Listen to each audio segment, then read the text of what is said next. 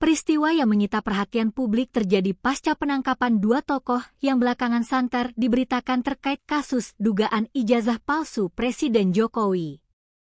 Roy Suryo dan Dr. Tifa, yang sebelumnya harus menjalani proses hukum, kini justru berada di bawah perawatan intensif di rumah sakit.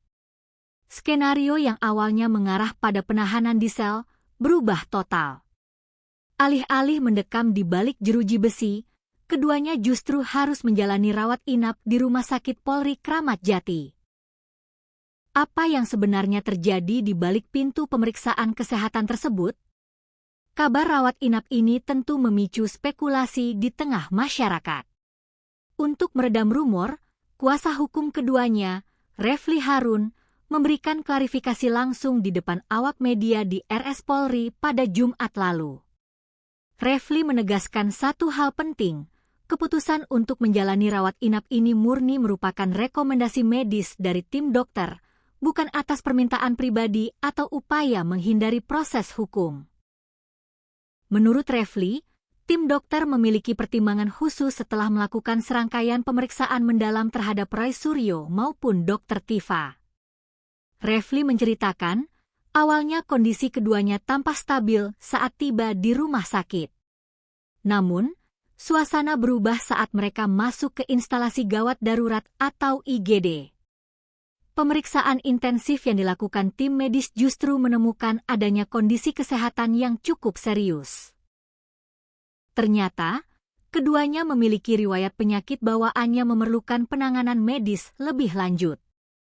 Saat dokter melihat hasil pemeriksaan tersebut, kesimpulannya bulat, mereka tidak bisa sekadar menjalani pemeriksaan jalan, melainkan harus segera dilakukan perawatan inap. Perhatian publik pun tertuju pada Dr. Tifa. Saat keluar dari ruang IGD, ia tampak sangat lemah hingga harus menggunakan kursi roda. Refli Harun mengungkapkan bahwa kondisi Dr. Tifa menurun drastis karena penyakit GERD atau asam lambung yang ia derita kambuh. Kelelahan yang luar biasa, ditambah dengan belum adanya asupan makanan sejak pagi, serta tekanan psikologis yang sangat tinggi akibat proses pemeriksaan, menjadi pemicu utama kambuhnya penyakit tersebut.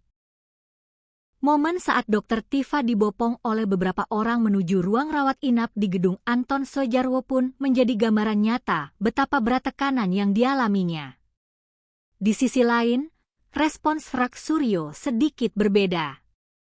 Refli menyebutkan bahwa awalnya, Roy Suryo sempat enggan untuk menjalani rawat inap. Ia sempat ingin tetap mengikuti proses yang ada. Namun, setelah dilakukan komunikasi intensif dengan pihak keluarga, terutama sang istri, Roy akhirnya bersedia mengikuti saran tim dokter. Terkait jenis penyakit yang diderita Roy Suryo, Refli memilih untuk menjaga privasi kliennya. Ia tidak membeberkan secara spesifik, namun memberikan sedikit petunjuk atau clue bahwa kondisi kesehatannya memiliki kemiripan dengan apa yang dialami oleh Dr. Tifa. Kini, kita hanya bisa menunggu perkembangan kondisi kesehatan keduanya. Apakah perawatan ini akan berlangsung singkat atau membutuhkan waktu yang lebih lama? Dan yang tak kalah penting, bagaimana kelanjutan nasib kasus dugaan ijazah palsu ini setelah kondisi kesehatan mereka stabil nantinya? Peristiwa ini menjadi pengingat bahwa di tengah riuhnya proses hukum, sisi kemanusiaan dan kesehatan tersangka tetap menjadi aspek yang harus diutamakan sesuai standar medis.